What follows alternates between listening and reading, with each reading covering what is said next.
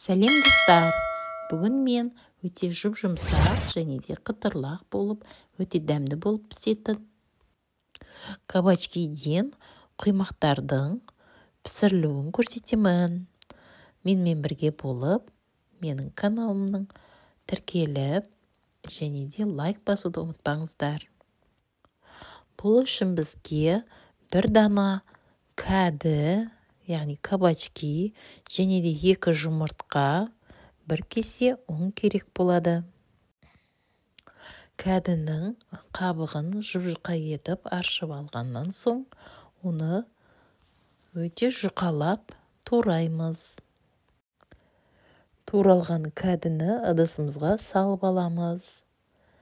Одан кейін кәдіні турағанда өте жұқа етіп турап алуымыз керек.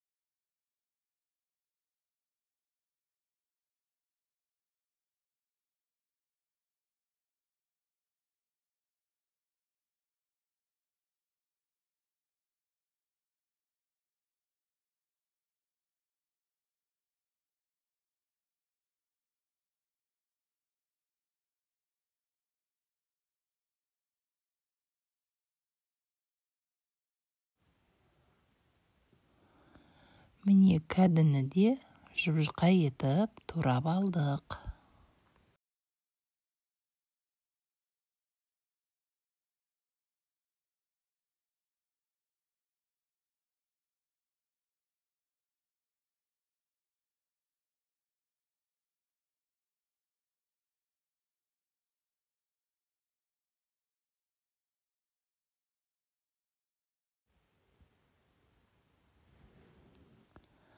Енді шұңғылдау ыдысымызға 2 жұмыртқаны шағып, оған жарты ас қасығында тұзды қосып, жақсылап араластырып аламыз. Енді осы араласпамызға біз, егер үйде бар болса, 1 қасық қаймақ қоссақ, өте дәмді болып шығады.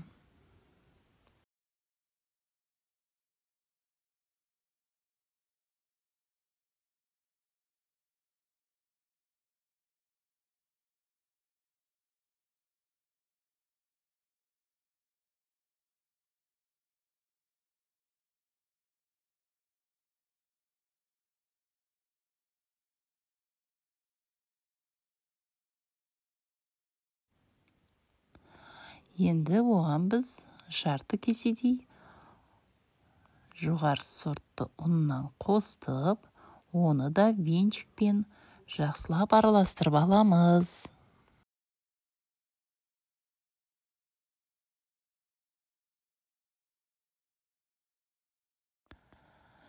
Түйіршіктері қалмайтындай етіп, жақсылап венчикпен араластырамыз.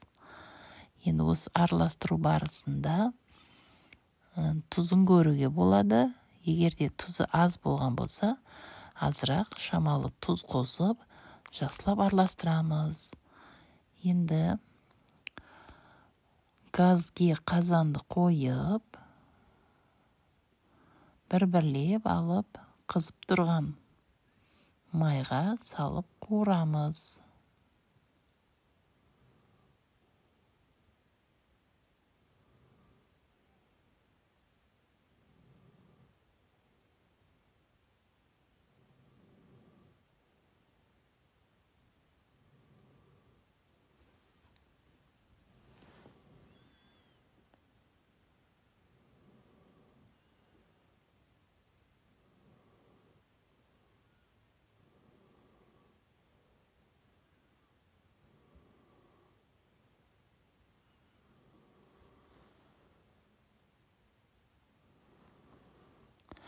Міне біздің қазанымызда бір-бірлеп салынған жаңағы кәдінің құймақтары пісіп жатыр. Екі жағында жақсылап қызартып алғаннан соң, оны піскен құймақшаларымызды аздап майынсыздандырып, одан кейін оны тарелкеге салып аламыз.